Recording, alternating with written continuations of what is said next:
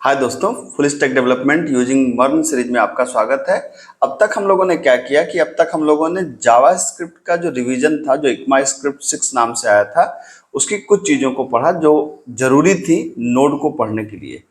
अब हम लोग नोड से बात स्टार्ट कर सकते हैं। तो हमारा पढ़ने का जो सीक्वेंस रहेगा वो सीक्वेंस रहेगा पहले नोड, फिर एक्सप्रेस, और तब जाकर के रिएक्ट हम लोग पढ़ेंगे। और इन बिटवीन हम लोग मोंगोडीबी को भी पढ़ेंगे जब हमें कनेक्टिविटी की बात करनी होगी तब। तो नोड है क्या? मैंने वैसे पहली क्लास में भी इस पर हल्का सा जिक्र किया था कि पहली बात तो ये समझना है आपको कि नोड कोई प्रोग्रामिंग लैंग्वेज नहीं है। नोड एक सर्वर इन्वायरमेंट है। सर्वर इन्वायरमेंट का मतलब क्या होता है? सर्वर इन्वायरमेंट का मतलब ये होता है कि जो आपको एक इन्वायरमेंट देता है जिसके थ्रू आप नोड के मतलब जावास्क्रिप्ट के प्रोग्राम को लोकल मशीन पे रन करा सकते हैं।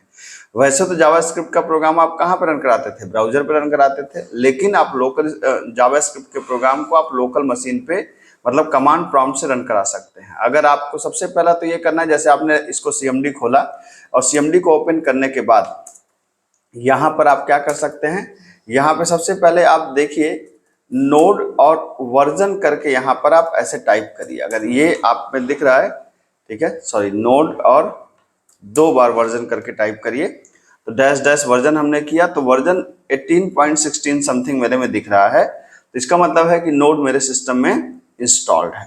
ठीक है, इसके बाद नोड को अगर आप ऐसे सिंपल समझना चाहें तो आप क्या कर सकते हैं। आपने कहा जैसे नोड, ये आपने एंटर मारा और नोड इंस्टॉल्ड है, तो देखिए इसको देख के कुछ याद आ रहा है आपको?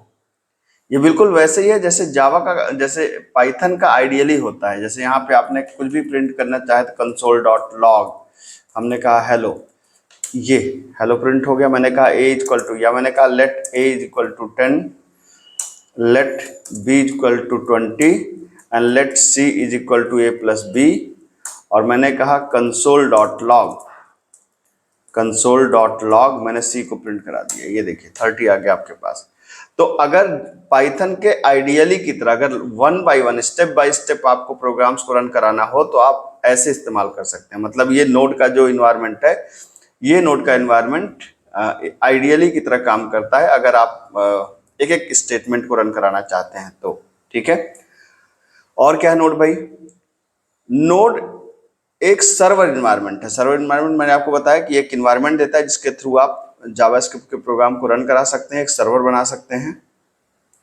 नोड के थ्रू आप डेटाबेस से कनेक्ट कर सकते हैं। ये बहुत बड़ा रिवीजन है क्योंकि इससे पहले जो जर्नल जावास्क्रिप्ट थी, जो क्लाइंट साइड जावास्क्रिप्ट थी, उसमें आप कनेक्ट नहीं कर सकते थे डेटाबेस से, बल्कि यहाँ पर नोड के थ्रू आप डेटाबेस से भी कनेक्ट कर सकते हैं। जावास्क्रिप्ट के कोड लिख करके आप डेटाबेस से भी कनेक्ट कर सकते हैं।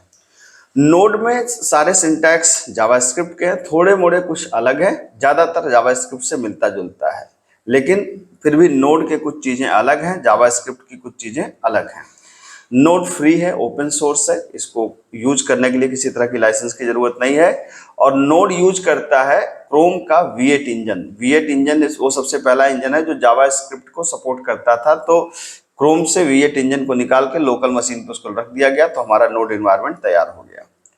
अब नोड यूज क्यों होता है? तो नोड का जो मोस्टली काम होता है वो किसके लिए होता है? एपीआई बनाने के लिए होता है। मतलब क्या होता है कि हम लोग जैसे रिएक्ट है तो फ्रंट एंड है, तो फ्रंट एंड में आप क्या कर सकते हैं? सिर्फ डिजाइनिंग कर सकते हैं, पेज वगैरह बना सकते हैं। लेकिन अगर डेटाबेस से कनेक्ट करना है तो आपको क्या करना पड़ेगा? आपको एक एपीआई चाहिए। तो एपीआई कैसे बनेगी? नोड से बनेगी।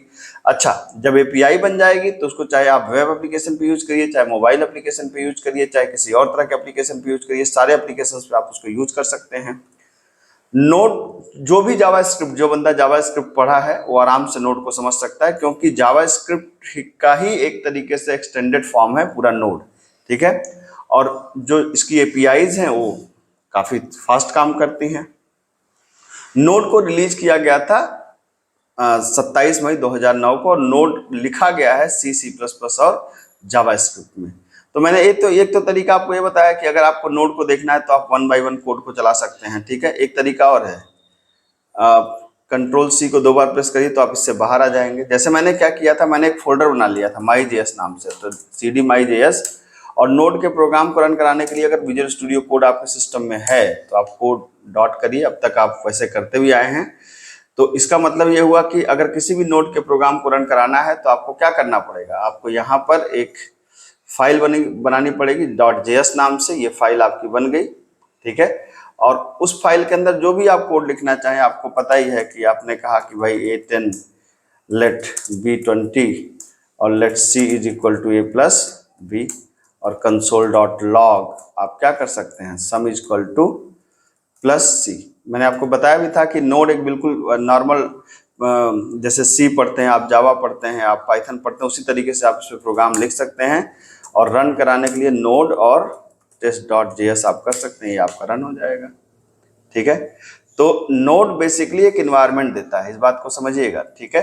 नोड इन्वायरमेंट देता है जिसपे हम लोग जावास्क्रिप्ट के प्रोग्राम को लोकल मशीन पर रन करा सकते हैं। अब तक इससे पहले क्या होता था कि जावास्क्रिप्ट का प्रोग्राम ब्राउजर पे रन करता था, क्रोम ब्राउजर पे या जिस भी ब्राउजर पे आप चाहें वहां पे रन करता था। अब आप लोकल मशीन पे भी जावास्क्रिप्ट के प्रोग्राम को रन करा सकते हैं, किसकी मदद से, नोड की मदद से, ठीक है। मिलते हैं अगली क्लास में, थैंक यू सो मच।